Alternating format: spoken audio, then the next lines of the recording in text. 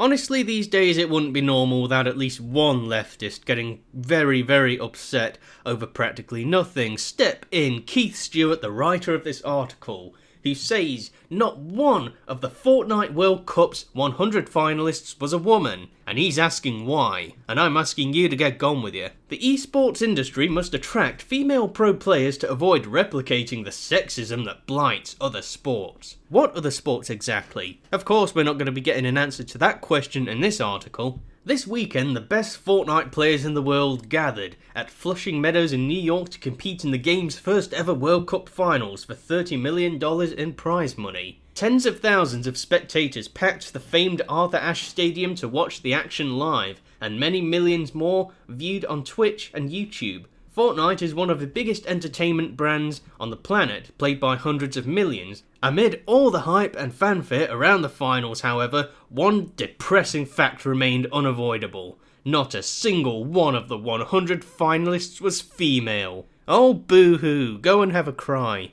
Despite the growing popularity of professional gaming throughout the world, the audience figures for competitive gaming have reached 450 million this year.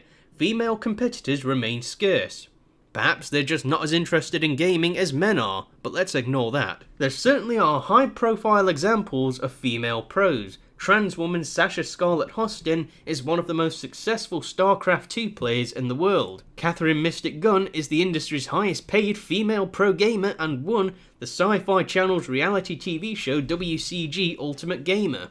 It's almost like despite the fact that female gamers are in the minority, they still get representation. And Fortnite has stars such as One Shot Girl and Loia. But you could watch a year of big tournaments, whether it's Call of Duty, League of Legends or Hearthstone, and count the number of female competitors on the fingers of one hand. Again, as I said before, female gamers are simply in the minority, there's simply just less of them. So it's natural for them to be less of them competing in tournaments and competitions and things like that. But again, let's not let facts get in the way of Keith's feelings right here, let's move on. This isn't apparently because women and girls aren't playing games. The latest figures from the Entertainment Software Association show that 46% of gamers are women. We're also counting the ones that play Candy Crush and Angry Birds on their phones. The female audience for esports is also growing. Figures collected by Nielsen suggest that almost a quarter of the pro gaming audience is female, and in some other parts of the world it's even much higher. Perhaps a majority of that female audience that you're pointing out here is just casual gamers, people that don't play games competitively. Perhaps people just go into an event or a competition just to have a good time. But again, let's ignore that. The easy answer is because no women qualified. The heats were entirely open and held online for over 10 weeks. More than 40 million players competed with no restrictions on age or gender. The pro gaming scene likes to present itself as a meritocracy where pure talent is all that matters. And shouldn't that be how it always should be? The talent, how good the player is, how competitive they are.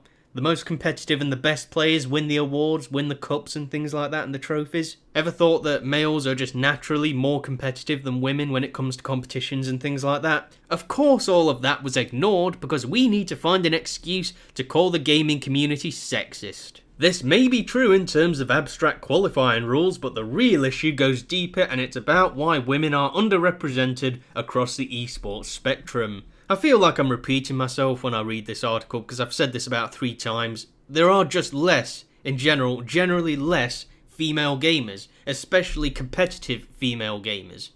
You know, every female gamer I know, they just play casually. They'll occasionally play... They might play, I don't know, Rocket League, or they'll occasionally play Call of Duty or something like that. All the female gamers I know, okay, female friends of mine, things like that, none of them probably go on their Xboxes or PlayStations for more than once a month. And it just goes to show this person is calling for more female representation in gaming.